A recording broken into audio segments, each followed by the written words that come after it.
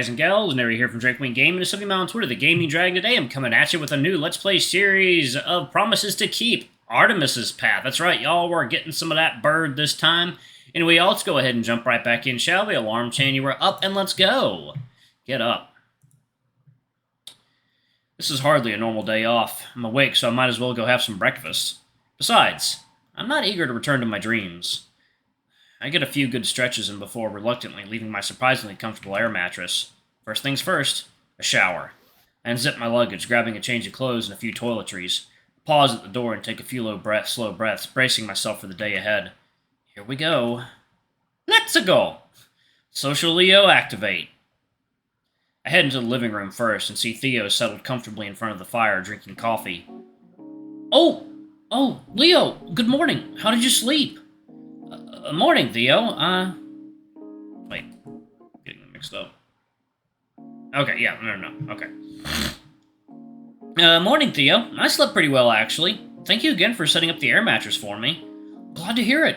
You're up earlier than I expected. Right, on cue, I stifle a yawn with a paw. You can go back to bed if you want. I think most of the house is still asleep. Nope, I'm fine. I just need to shake off the morning sleepiness. Speaking of, who's awake right now? Well, I know Artemis is threw together a breakfast spread in the kitchen. I think Hunter's with him, but everyone else is still in dreamland. If you're in the mood, you should join them for a bite. I'm not normally a breakfast guy, but Artemis made fresh scones that I couldn't refuse. That silly bird. Sounds like he's still hung up on the fresh breadsticks debacle. That does sound nice, but I do want to freshen up first if that's alright. Oh, of course, the bathroom's just around the corner. I put some fresh towels in there earlier this morning, so take your pick. He really was prepared for everything. Gotcha. Thanks again, Theo. This house has to have more than one bathroom. I swear to God, this house is huge. This cannot be like a fucking 8-bedroom house with one bathroom. That's not how that works. We wave goodbye, and I make my way to the bathroom. To one of the bathrooms. There cannot be just one.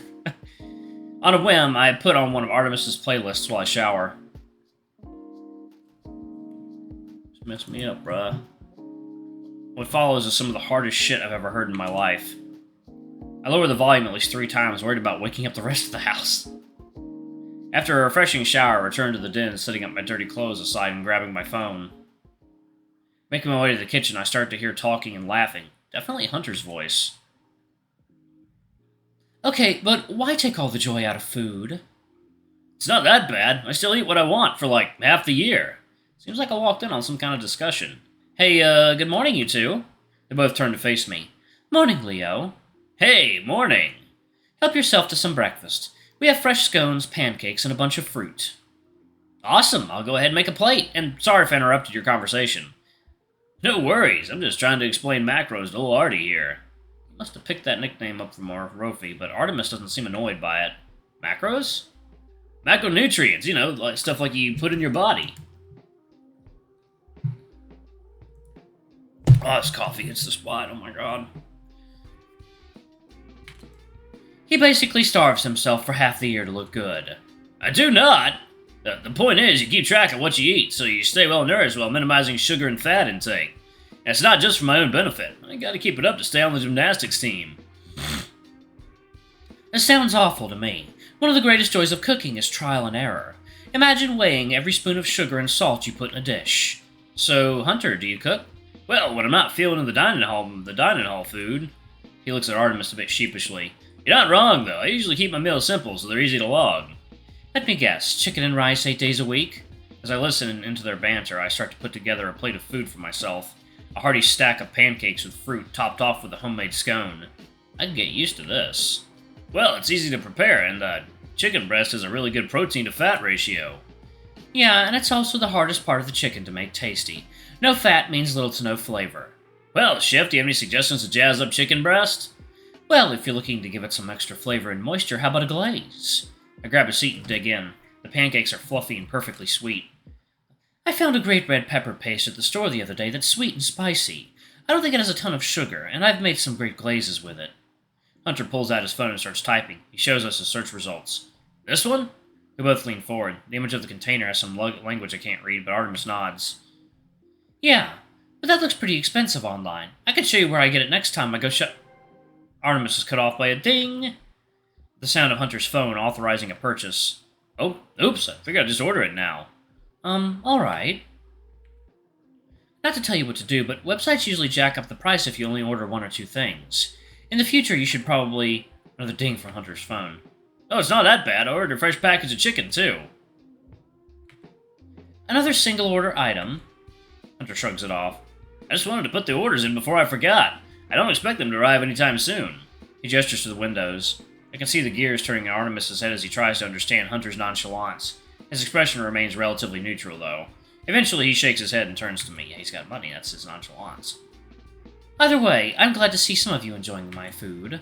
He gives me a snarky nod as I nibble on my scone. Light, buttery, and soft. I give him a thumbs up and continue eating. Hey, I had fruit! You had like 5 strawberries and a protein shake. I had to make up for yesterday. I had too much bread pudding. Honestly, the two of them were getting along better than I thought they would, given my conversation with Artemis yesterday. In that moment, Theo strides into the kitchen, all geared up to head outside. Oh, great! All the early birds are here! Can y'all, water time? Alright, guys and gals, and we are back. Let's jump back into it, shall we? He makes eye contact with Artemis, then cringes slightly.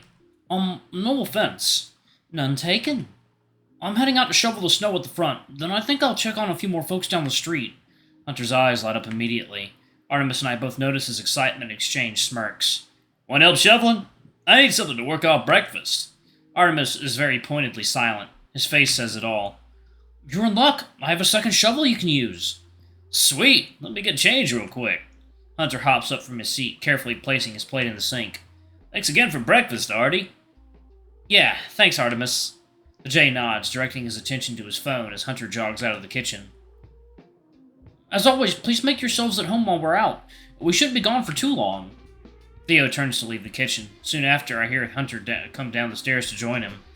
The door opens, shuts, and then the house is quiet again. I finish the last few bites of my food as Artemis gets up from his seat. If he wants to work off breakfast, he has to actually eat it first. He has no calories to work off right now. There it is. Anyway, you can hand me your plate if you're finished. I'll clean up in a bit. Do you need any help? Nah. I promised Brophy a cooking lesson today, so I'll do all the cleaning after that. That sounds fun. What are you teaching him? Not sure. Whatever I can whip up from the stuff in the fridge. A set of paw steps echo in the stairwell. Speak of the devil. Artie, good morning! Brophy calls out as he enters the kitchen. His eyes light up when he sees me at the table. Oh, morning, Leo! Morning, Brophy. Brophy grins at me, then makes his way over to the fridge. What are we cooking today? Artemis joins him in the front of the fridge, inspecting the available ingredients. I take that as my cue to excuse myself, not wanting to get in their way. I return to the living room and sit on the couch. Seems like Ollie is a late sleeper. I wonder if he's up yet. I get Ollie's number from our group chat and send him a text. Hey, you up? After a few minutes, I get a response. Oh, barely. Why? I want to hang for a bit, if you aren't too sleepy. His response comes instantly. Oh yeah, come upstairs. Ollie answers the door on the second knock, still rubbing sleep from his eyes. Morning.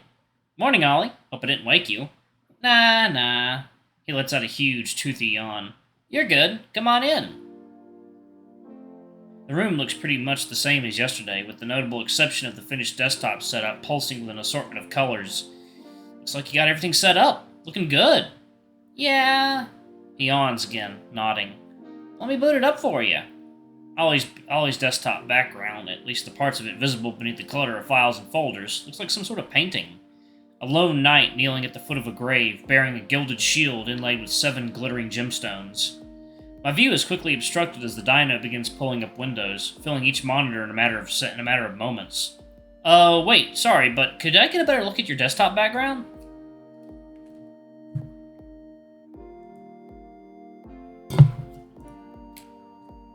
Oh, of course! Ollie's gentle blue eyes light up in excitement. He fiddles with the center monitor and pulls it up unobstructed.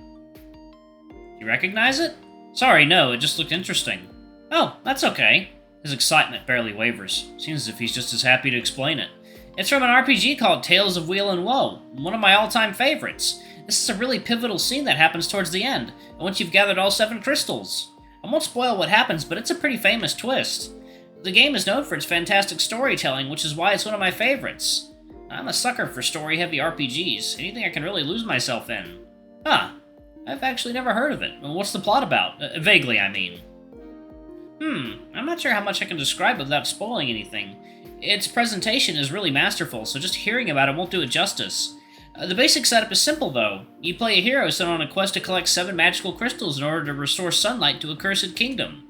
It's what they do with such a well-trod premise that makes it a masterpiece, though.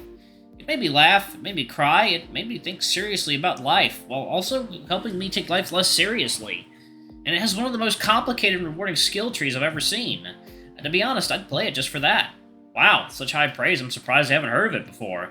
Ollie shrugs. It's fairly text-heavy and requires a lot of investment to really get into. Not everyone's cup of tea. The story, though? It's just so perfect. God, I really want to talk about it, but... Spoilers. Spoilers. What else can we talk about? Are there any games you've been into recently? Well, I'm actually into story-heavy games myself. Yeah? What kind of stories do you like best, Leo?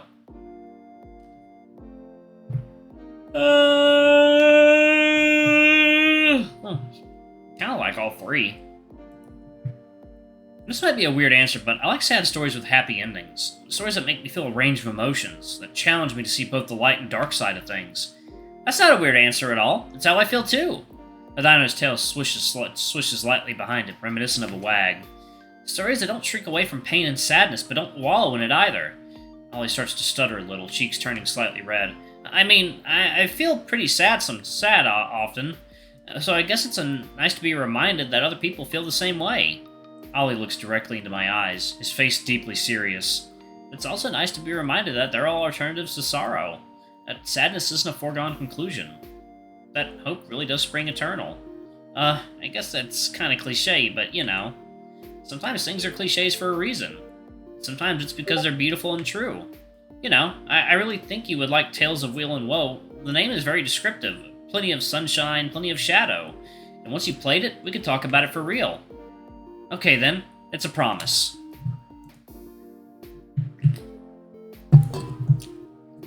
Ollie beams at me, trying and failing to rein in his excitement. Great! Oh, I'm so excited for you to start. There's several easy places where you can buy it, so... With an abrupt sound, the lights in the room go out, followed immediately after by Ollie's computer screens. In an instant, we're bathed in darkness, eyes locking in grim understanding. The power. Shit! I knew I should have brought that surge protector. We hear voices from downstairs. Clearly everyone else has noticed it too. Both our phones buzz. It's Artemis. The power is out. Everyone please gather into the living room. You too, Ollie. The dino huffs in annoyance. There's no need to single me out. I would have come down. Come on, Leo, let's go. When we reach the base of the stairs, we find Artemis in the living room, stiffly pacing back and forth. There you are, Ollie. Come sit down here. The gas fire may have turned off, but it's still warm here. Artemis, it's fine. The power just went out. It's still warm everywhere. Alright, I'm going to go ahead and pause it right there. Thank you all so much for watching. Don't forget to like, comment, subscribe, ring that notification bell, and check out our Patreon if you can. It always helps. Anyway, I love you all, and I'll see y'all in the next video. Bye-bye!